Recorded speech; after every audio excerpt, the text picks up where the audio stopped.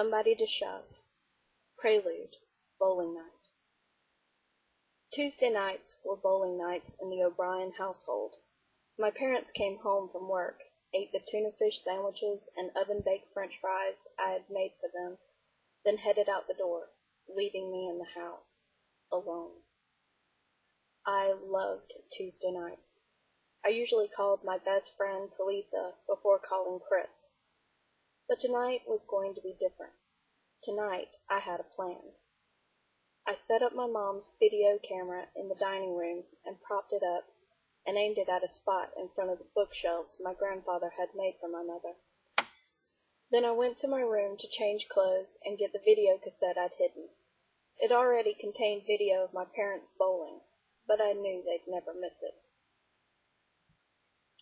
Once I was dressed, I turned on the camera and stepped in front of it. I wore denim Daisy Dukes and a white belly shirt that had white gossamer ruffles and sleeves. It buttoned down and tied at the bottom. "Hi, Chris." I pretended that I was talking to him instead of the camera. "If I were you, I wouldn't let anyone see this tape. Now, I want you to sit back, relax, and enjoy the show." I began unbuttoning my top, then I untied it. Underneath I was wearing a denim bra top. "I know what you were thinking, pervert." I stopped the camera and checked the video. It made me giggle. This time, I carefully aimed the camera at the fireplace in the living room. Then I changed clothes again. I left the Daisy Dukes on, but changed into a strapless bra with a white lace tank top and a white lace shawl. I set up my dad's CD player to play U2's Who's Gonna Ride Your Wild Horses, and began to dance in front of the camera. I teased. I did flexible things.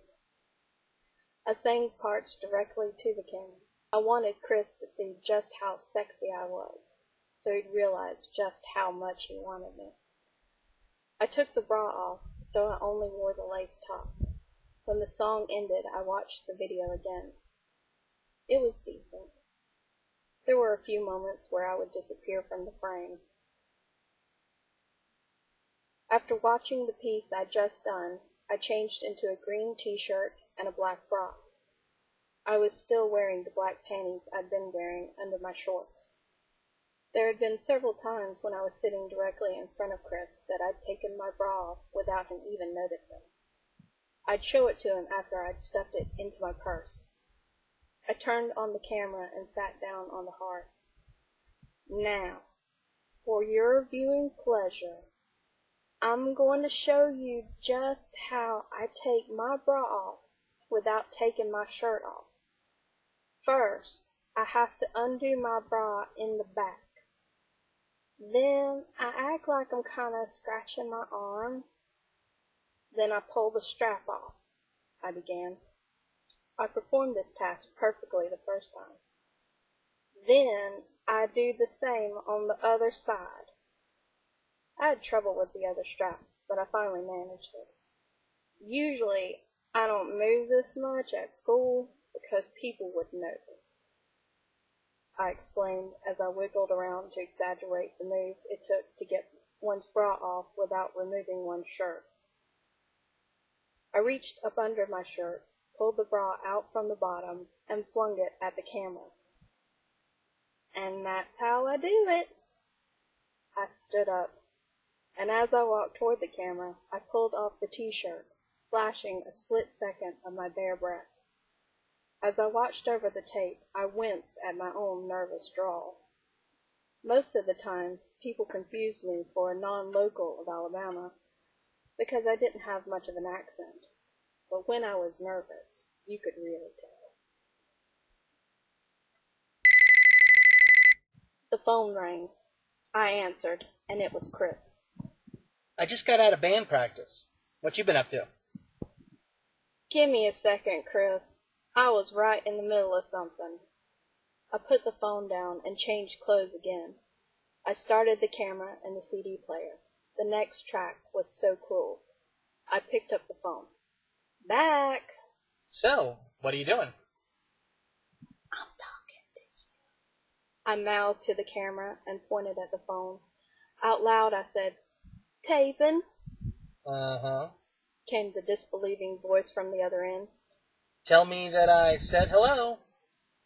"You just said hello. To yourself," I explained to the camera. I danced around while Chris jabbered away in my ear.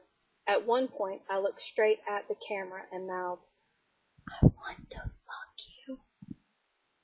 I danced around in nothing but black panties and a black denim jacket, occasionally stopping to agree, or just let him know I was still listening.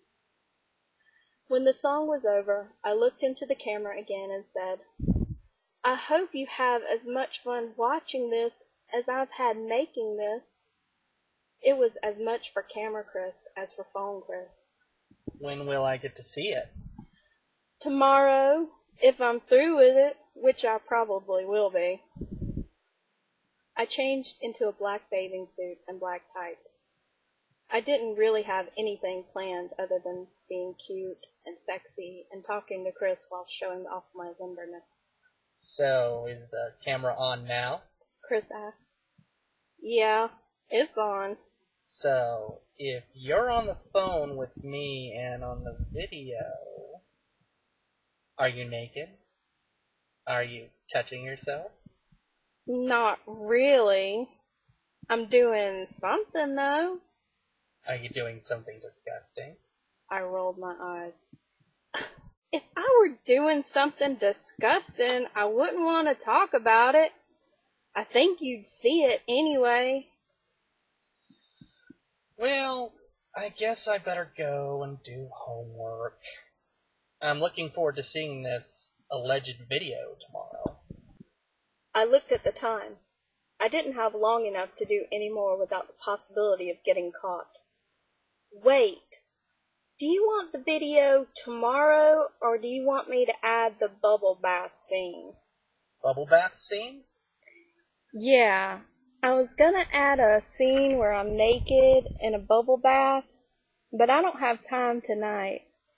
If I bring it to you tomorrow, I can always add the bubble bath scene later." Yeah, bring it tomorrow. I don't care about the bubble bath scene.